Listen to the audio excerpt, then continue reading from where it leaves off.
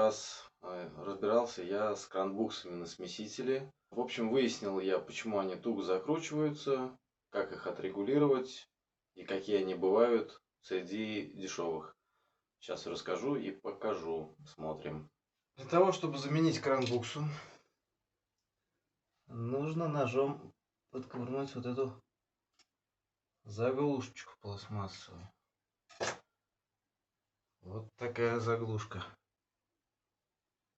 Дальше отверткой крестовой выкручиваем, придерживаем ручку, выкручиваем оттуда винт.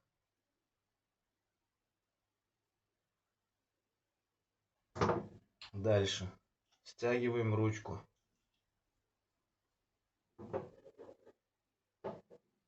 Дальше вот эту накладку декоративную откручиваем по резьбе. Дальше берем ключ на 14 и отворачиваем саму кранбуксу.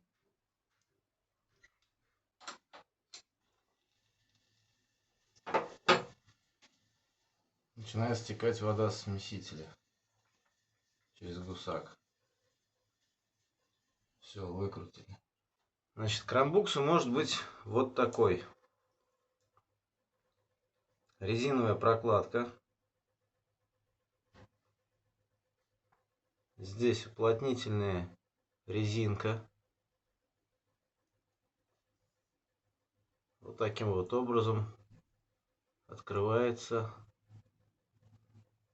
и закрывается подача. Еще кранбукса может быть вот такой. Принцип тот же самый, но она пластиковая. Также работает. Также открывается, закрывается. Сравним их по длине. Длина одинаковая. Размер одинаковый. Различная длина штоков. Ну, возможно, различные уплотнения в месте крепежа поворотного штока. В предыдущем ролике я устанавливал вот этот смеситель. У него идут вместе с ним вот такие пластмассовые кранбуксы. В общем, хочу сказать, что смесители фирмы Исток, которые дешевые, в целом ерунда. Лучше не брать такие смесители. Не советую, потому что все тут такое хлипенькое и явно все это ненадолго. Так, продолжая тему видео. В общем, если мы закручиваем кранбуксу туго, то зажмется поворотные пластмассовые. В общем, необходимо кранбуксу сначала затянуть от руки, потом накинуть вентиль и попробовать, открывается легко или туго. То есть с небольшим усилием должно вращение быть. Потому что если затянуть сильно, здесь уже ключ на 14 не подойдет.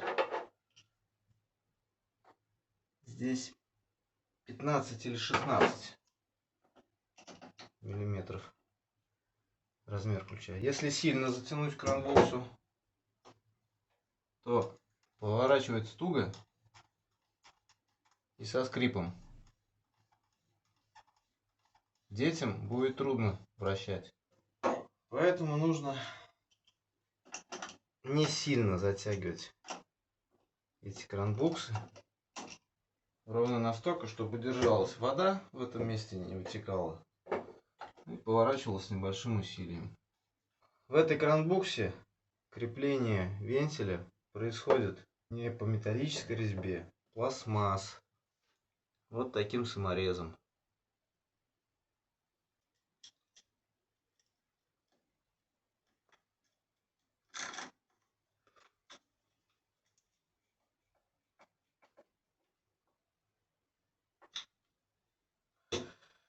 И закрываем декоративной накладкой.